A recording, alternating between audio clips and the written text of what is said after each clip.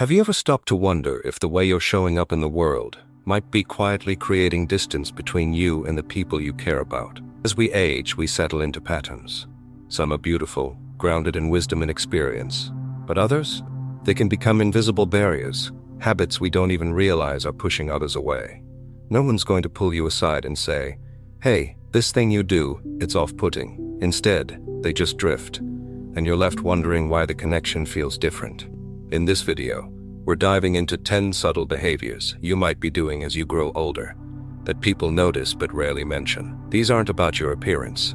They're about the small, everyday choices that can erode the respect, warmth, and dignity you've spent a lifetime building. Each of these signs is a chance to pause, reflect, and ask, is this who I want to be? The best part, most of these habits are fixable with a little awareness and intention.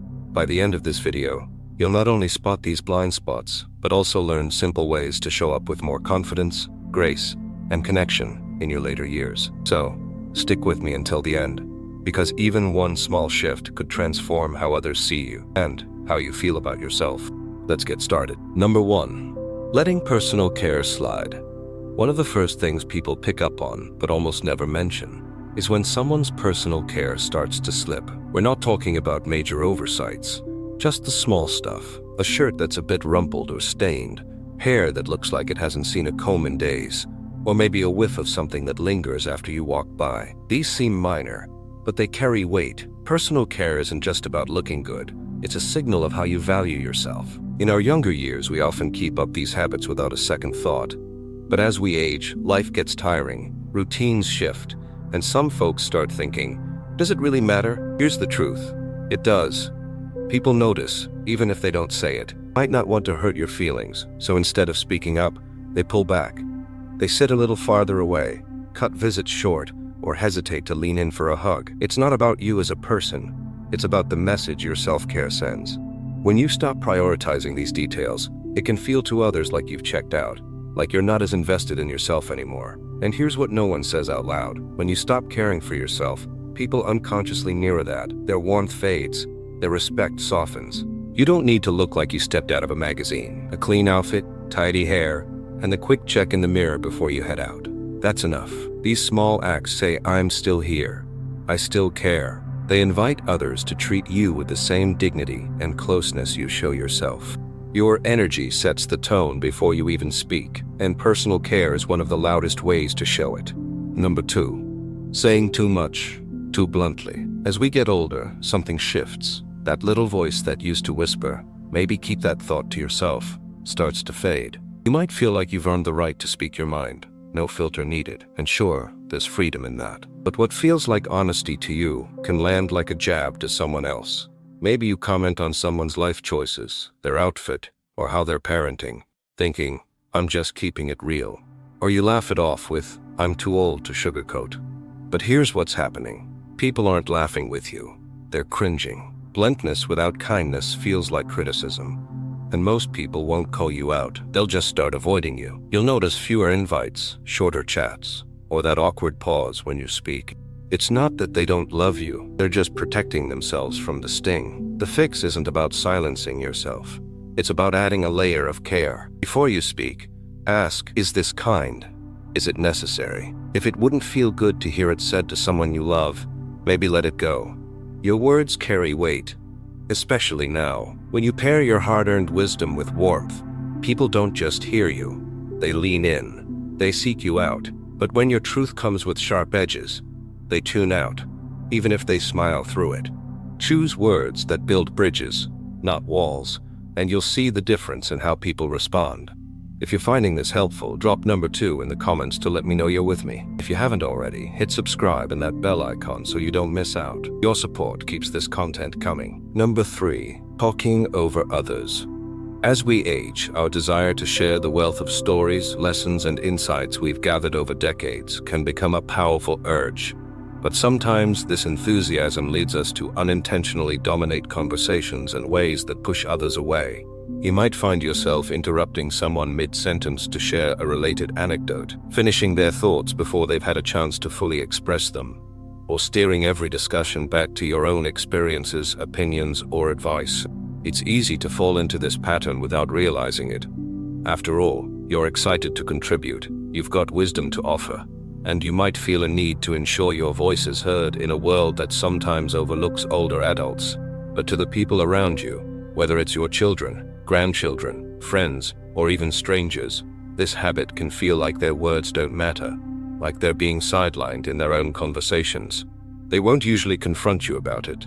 Instead, you might notice subtle signs of disconnection, shorter phone calls, fewer invitations to group chats, or a hesitance to engage in deeper discussions. They're not pulling away because they don't value you. They're simply exhausted from feeling unheard. What's tricky is that this behavior often stems from a genuine desire to connect or help, not from arrogance, but it lands differently, creating a one-way dynamic that leaves others feeling like passengers in a conversation you're driving. The impact is especially pronounced with younger generations, who may already feel a generational gap and struggle to find common ground. When you talk over them, it can reinforce that distance, making them less likely to open up or seek your perspective. The good news is that this habit is entirely fixable with a shift in approach. The key is to prioritize listening over speaking, truly hearing what others are saying without mentally preparing your response while they're still talking. By asking open-ended questions like, "What do you think about that?" or "How did that feel for you?" and then give them space to answer fully. Resist the urge to jump in with advice or a story unless it's invited. And when you do share, keep it concise and relevant. This doesn't mean silencing your voice. It means balancing it with generosity, letting others shine in the conversation too. When you create room for their thoughts, you build trust and connection, and something remarkable happens. People start seeking your input more, not less. Your stories and wisdom become treasures they eagerly await, because they know you value their voice as much as your own. By practicing this kind of conversational grace, you transform from someone who fills the room with words to someone who fills it with presence, becoming the person others can't wait to talk to, the one they brace themselves for. A simple pause, a genuine question, or a moment of silence can be more powerful than any story you tell. It's the gift of making others feel seen, heard, and respected. And that's a legacy that deepens every relationship you have. Number 4, sticking to outdated wardrobe choices. There's something cozy about wearing the same sweater or shoes you've loved for years. Familiarity feels good. But when your clothes no longer fit your body or your life, they start telling a story you might not intend. Baggy pants that don't flatter, shirts that pull in all the wrong places, or styles that scream, "I haven't shopped since the 90s. Are these not just wardrobe choices? They can signal to others that you've stopped caring about how you present yourself. No one's expecting you to chase trends or dress like a 20-something. But clothes that fit well and feel current show you're still engaged with the world. People notice when you look put together, even in a simple way. It's not about vanity, it's about dignity. A well-fitting jacket or a shirt that complements your frame can shift how people respond to you, treat you with a little more respect, a little more warmth. Not because of the clothes themselves, but because of what they represent. Someone who's still showing up.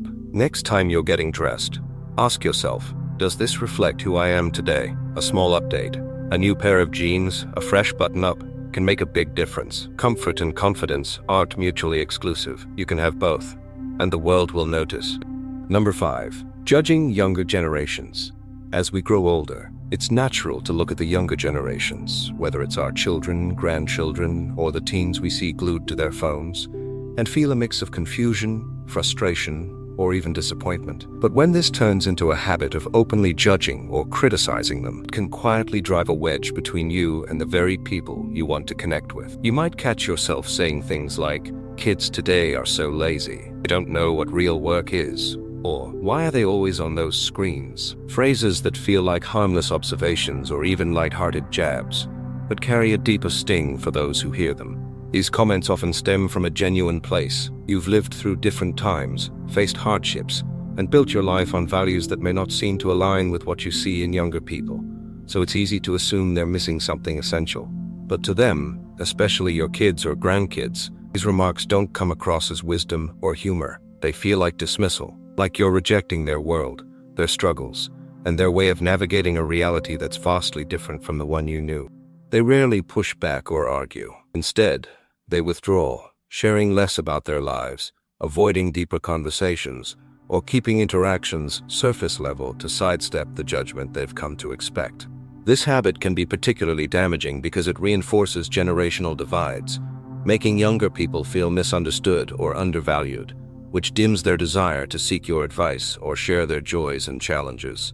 The irony is that your life experience could be a beacon for them, but constant criticism overshadows that light, making you seem stuck in the past rather than a source of timeless insight. The fix lies in swapping judgment for curiosity.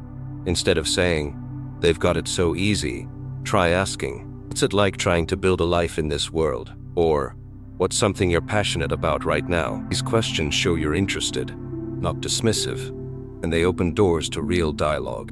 It's not about agreeing with every choice they make or pretending to love their trends. It's about showing respect for their reality, which builds trust and makes them more likely to turn to you when they need guidance.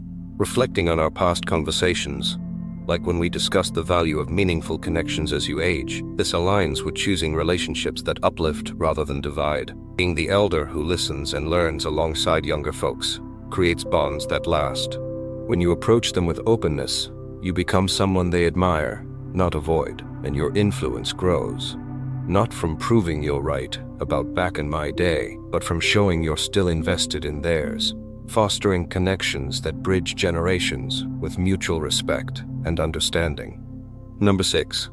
Missing modern manners. World's changed, and so have the unwritten rules of courtesy. Playing your phone on speaker in a quiet cafe, standing too close in line, or scrolling loudly in a shared space. These might not have raised eyebrows 30 years ago, but today they do. People won't call you out, they'll just move away, avoid eye contact, or sigh under their breath. These small moments add up, leaving others with the impression that you're unaware or uncaring. Modern manners aren't about being fussy, they're about respect. It's how others behave in public.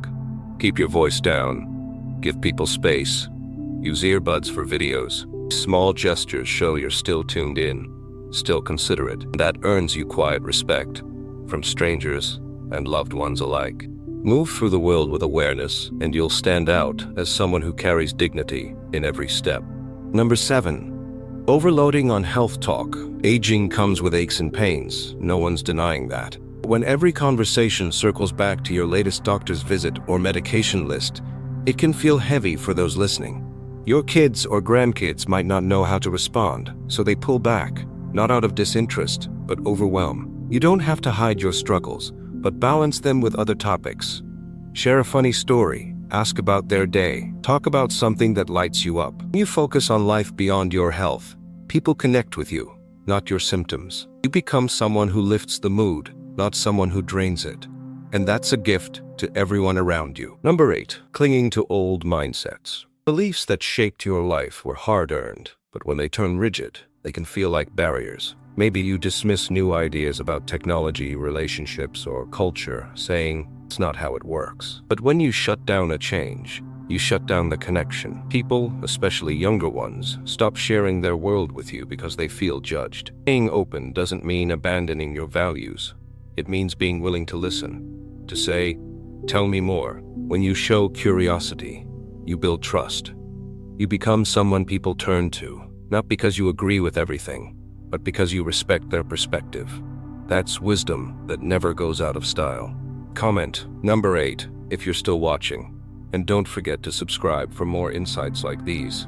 Number 9. Moving without spatial awareness.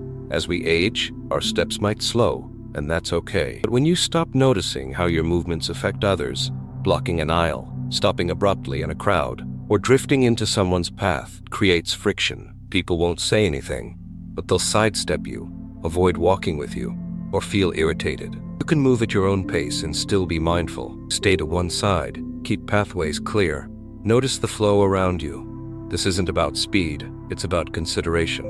When you show awareness, you signal respect, and that earns you admiration, not annoyance. It's a small way to carry grace wherever you go. Number 10.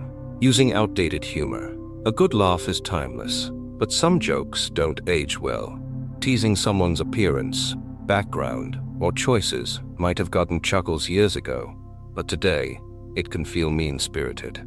People might fake a smile, but inside, they're pulling away, unsure how to tell you it's not funny anymore. Humor should lift people up, not put them down. Poke fun at yourself, share light-hearted stories, or find clever ways to spark a laugh. When your jokes show kindness and awareness, people relax. See you as someone who gets it, someone they want to be around. Keep your humor warm, and you'll keep the connection strong. Which of these habits might be sneaking into your life? It isn't about guilt, it's about growth. These blind spots don't define you, they're just patterns you can shift with a little effort. Aging well isn't about staying young, it's about staying present, aware, and open. Small changes in how you listen, move, or speak can transform how people experience you and how you feel in your own skin. You've got the power to show up with grace, to be someone who draws others in, not pushes them away. So, as you move forward, carry these insights with you. Let them guide you toward deeper connections and a stronger sense of self. Thanks for watching. In the comments, share one thing you learned today and how you'll use it. Your thoughts mean the world to us. If this video resonated, please like, subscribe, and share. It helps us keep creating content to inspire and inform you. We'll see you in the next one.